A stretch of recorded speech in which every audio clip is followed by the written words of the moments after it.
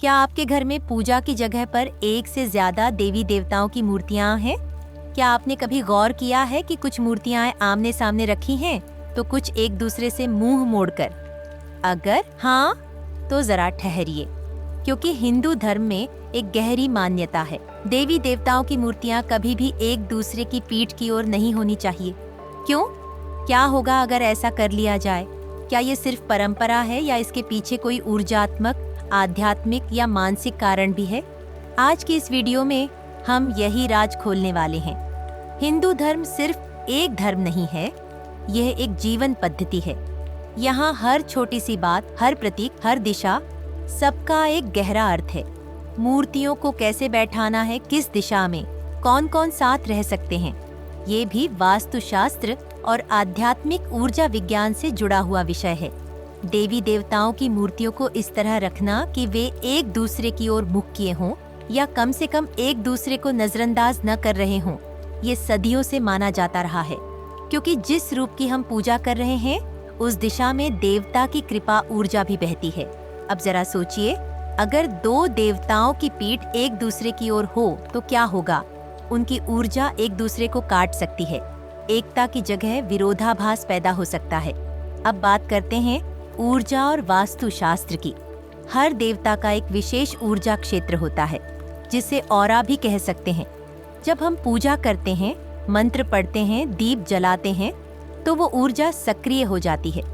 अगर मूर्तियां पीठ की ओर होंगी तो एक तरह से वो ऊर्जा विरुद्ध दिशा में फैलने लगेगी। फिर ना तो ध्यान केंद्रित होता है, ना ही आराधना का प्रभाव पूर्ण रूप से मिलता है। वास्तुशास्त्र भी कहता है, मूर्तियों को ऐसे रखें कि सभी मुख एक ही केंद्र की ओर हों, यानी जहां आरती, ध्यान या प्रार्थना हो। जैसे किसी टीम को एक लक्ष्य की ओर दौड़ना है, वैसे ही पूजा में देवी देवताओं की ऊर्जा भी एक दिशा में संगठित होनी चाहिए। कुछ शास्त्रीय कथाओं में भी इस बात के संकेत मिलते हैं। उदाहरण के लिए, रामायण में जब राम, लक्ष्मण और हनुमान की मूर्तियां साथ रखी जाती हैं, तो हमेशा इस तरह रखा जाता है कि हनुमान जी की दृष्टि श्री राम पर हो। इसी तरह शिव, पार्वती या लक्ष्मी नारायण की मूर्तियां हमेशा एक संगठित ऊर्जा रूप में रखी जाती हैं। अगर उनकी पीठ एक दूसरे की ओर होगी तो वो संकेत देती है विच्छेद, दूरी या सामंजस्य की कमी। और पूजा में हम यही तो नहीं चाहते, है ना? मान लीजिए आपने बहुत श्रद्धा से मूर्तियां स्थापित की, पूजा भी कर रहे हैं, लेकिन उनके आसन या दिशा में तालमेल नहीं है। आपको लगेगा कि सब ठीक है, लेकिन धीरे धीरे आपका मन पूजा में लगेगा नहीं। आपको मानसिक रूप से अशांति, असंतुलन या भारीपन महसूस होने लगेगा। ऐसा क्यों? क्योंकि मन और ऊर्जा दोनों अव्यवस्थित हो जाते हैं। जब देवी देवताओं की ऊर्जा आपस में कट हो रही हो। पूजा सिर्फ मूर्ति के सामने हाथ जोड़ने से नहीं होती। पूजा होती है समर्पण से, ध्यान से और ऊर्जा के प्रवाह से। तो अब सवाल आता है, क्या करना चाहिए? सभी मूर्तियों को एक दिशा में या मंदिर के मुख्य स्थान की ओर रखें। पीठ की ओर न हो, कम से कम मुख्य मूर्तियों जैसे लक्ष्मी, गणेश या राम सीता का अलाइनमेंट सही रखें। कोशिश करें कि बहुत सारी मूर्तियां इकट्ठा ना करें।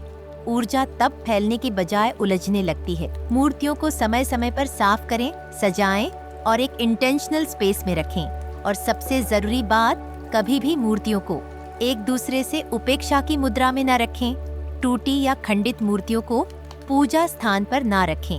दोस्तों, देवी देवताओं की मूर्तियां सिर्फ सजावट नहीं होती, वे ऊर्जा का प्रतीक हैं, श्रद्धा का आधार है। अगर हम उन्हें सही जगह, सही दिशा और सही भावना से स्थापित करें, तो उनका आशीर्वाद भी हमें उसी रूप में मिलता है। तो अगली बार जब आप पूजा स्थान को सजाएं या नया मंदिर बनाएं, तो जरूर ध्यान रखें, मूर्ति की दिशा सिर्फ दिशा नहीं है, वो है हमारे जीवन में आने वाली ऊर्जा का मार्ग। जय श्री राम। हर हर महादेव। अगर आपको ये वीडियो पसंद आई हो तो लाइक करें, शेयर करें और हिंदू फैक्ट्स को सब्सक्राइब करना ना भूलें।